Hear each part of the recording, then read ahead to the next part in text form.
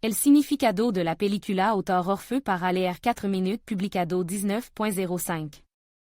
2021 actualizado 19.05.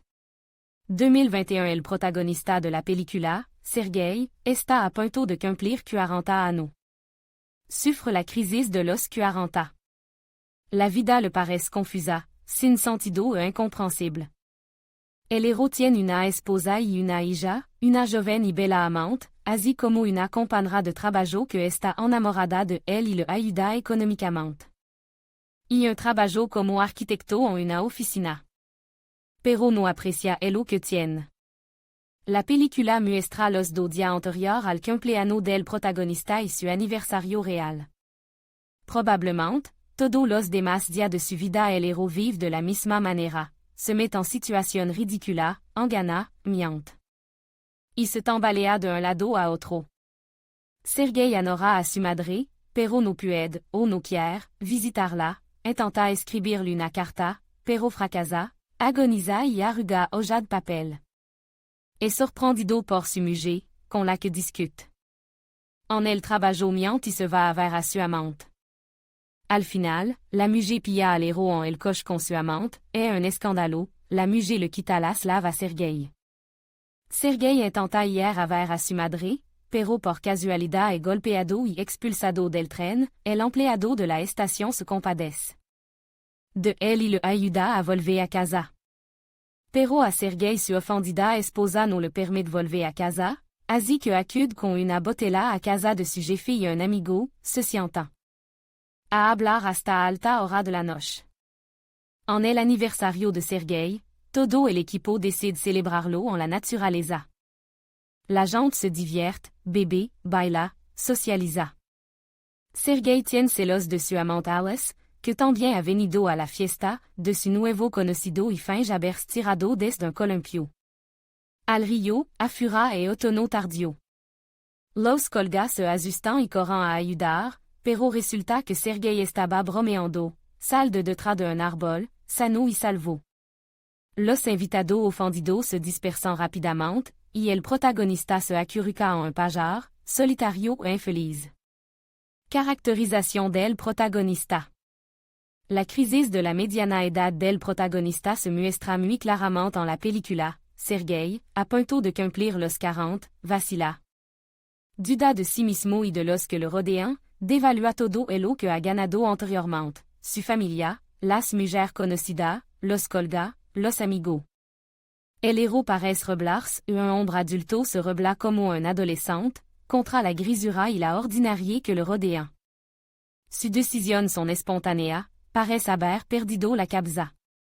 Por eso se met en historia dudosa durante la película. Serguei es egoísta, solo le preocupan su propio sentimiento, su propia crisis. No le importan los sentimientos de las personas a las que engana o utiliza para su propio fin. No le preocupa haber traicionado a su mujer y a su hija, haber decepcionado a su jefe y ofendido a su colga. No quiere asumir la responsabilidad de su vida, de su familia, de su trabajo. Y no se sabe si es una crisis de 40 años o el hombre siempre ha sido así. Porque la película se llama Vuelo de ensueño y sueño de vida. La película se llama así porque el protagonista real quería volar. No literalmente. Serguei quería volar por encima de la vida cotidiana, por encima de la gente que vive como bebé. El clímax de la película es la vida del héros de un salto de puenting al río. Y queda claro que su romántico vuelo no son más que una ilusión y un intento de justificar su egoísmo, su mentira y su acto incomprensible. El significado de la película. La película, Vuelo de ensueño y sueño, tiene un significado profundo. Muestra la confrontación de una persona, cuyo estado de ánimo, comportamiento, ideas y sueños son diferentes de los demás. Con la masa general de la gente. Pero en esta película la confrontación no se muestra de forma tradicional. La masa de gente se retrata aquí bastante bien desde un punto de vista moral, prácticamente toda la gente de la URSS vivía así, pero el propio héros está más bien en el lado negativo. Serguei no está satisfecho con su vida, pero no intenta cambiarla para mejor, al contrario, con su acción se destruit a sí mismo. Y a los que le rodean, trae a su vida un caos y una vanidad sin sentido. Y vemos como poco a poco incluso las personas más pacientes y de buen corazón se apartan de él. Al final de la película, Sergei está solo, su mujer le ha echado de casa, las mujeres que ont le querian se han alejado de él, no. Le que dans Amigo, ni trabajo, consiguió dejarlo.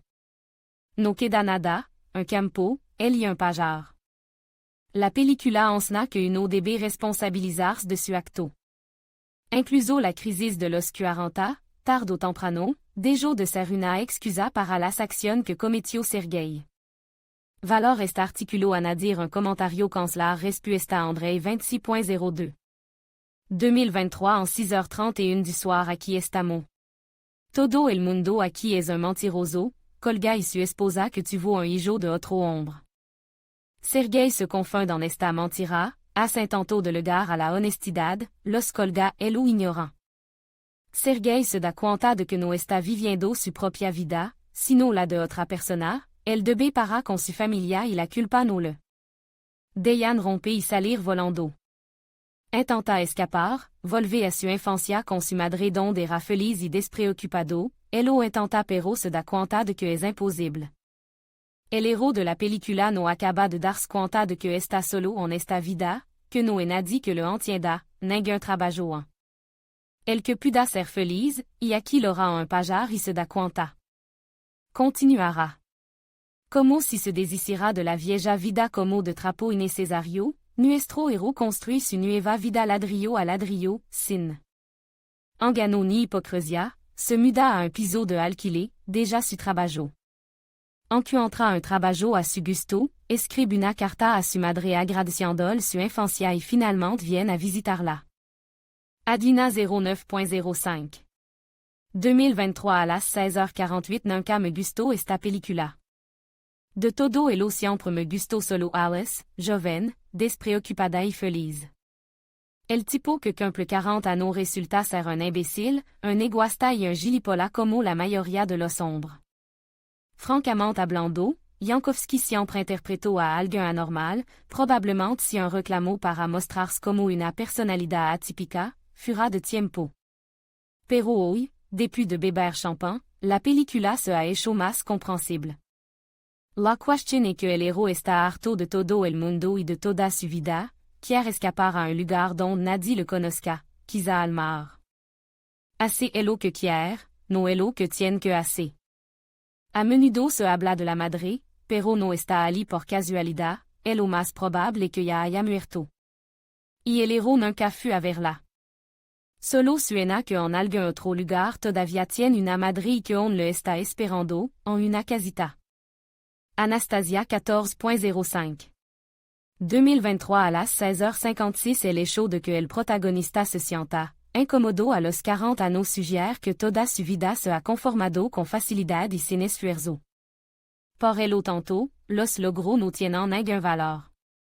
La culpa es del Estado, que ha organizado una vida bastante sencilla y estable para unos ciudadanos que no han madurado hasta convertirse en personas sabia bajo la presión de las circunstancias.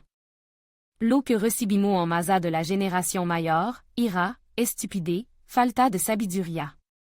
Esto no se aplica a las personas que lograron adquirir sabiduría, pero son pocas. Es de la simplicidad y la superficialidad de donde proviene todo el tormento.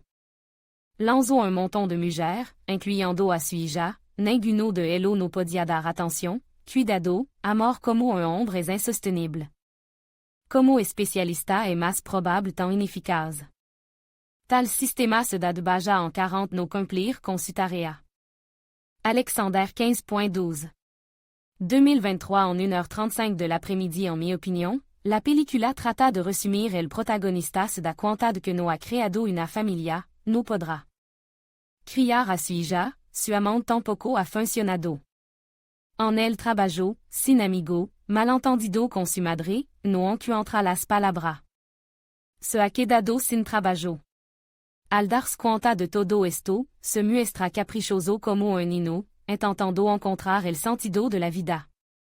Al final e significa succeda, esperando aver si alguien se preoccupa por su perdida. Alguien le necesita?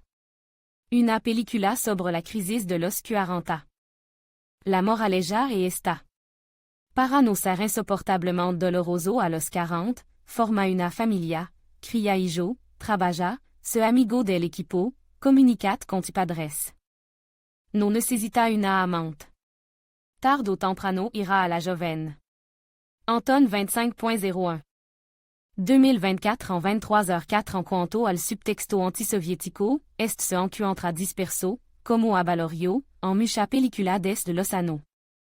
60, y las películas pueden ser bastante famosa, así como su creador.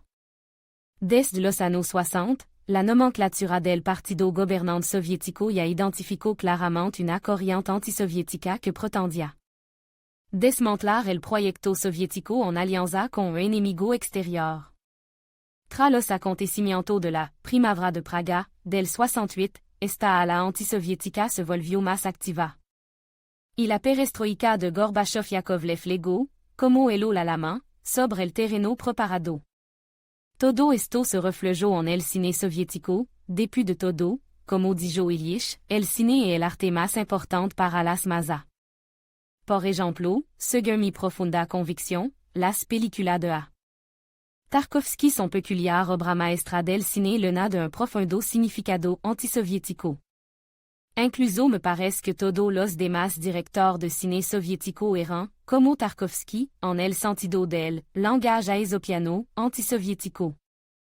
Casi toda la bohemia cinématográfica y teatrale de Moscú y Leningrado abrazó con entusiasmo la révolution antisoviética de 1985 à 91. No hay nada que discutir. Victor 01.02. 2024 en 1h19 de l'après-midi yo vivi una situación similar depuis de graduarme en la facultad de arquitectura, cuando trabajo en una oficina. Deprimante que se parecía a aquella en la que trabajaba Sergei. El ambiente del realismo socialista soviético me deprimió mucho. Dejé un trabajo y cogí otro, buscando algún tipo de refugio del sistema. Me alegre de tener gente afin entre mis amigos y compañeros. Empecé a aprender anglais por mi cuenta, escuchaba Radio Voice of America para adaptar el idioma de Wado y más tarde dejé mi trabajo. Y me convertí en traductor de anglais en mi ciudad para Grupo Misionero, sobre todo de Estados Unidos, Inglaterra. Gracias a esta ocupación tuve la suerte de viajar mucho por mucho país civilizado. Creo que Sergei era una personalidad excepcional y se daba cuenta de que vivía en un zulo soviético, donde recibía 120 rublos al mes y nada más. Ni siquiera se trata de dinero, sino de la sensación de que era un extraño en esta celebración soviética de la vida. Victor 11.02. 2024 a las 2h39 de l'après-midi Sergei perdió el sentido de la vida. Si este el comienzo de los 90, es típico de ese periodo, una crisis espiritual. Probablemente, Sergei estaba cansado de la dura realidad soviética y quería algo nuevo en su vida. Sobre todo porque era arquitecto y pensaba de forma diferente a todos los demás en este mundo estancado de la sociedad soviética. En resumen, Sergei cayó en la depresión y empezó a hacer todas estas acciones sensatas y espontáneas en busca de una salida. Se buscó una chica que es casi una hija para él. Y es lo que es más importante, Sergei necesitaba recomponerse y seguir cuidando de su familia, su hija, su mujer. Esto es sagrado en Dios.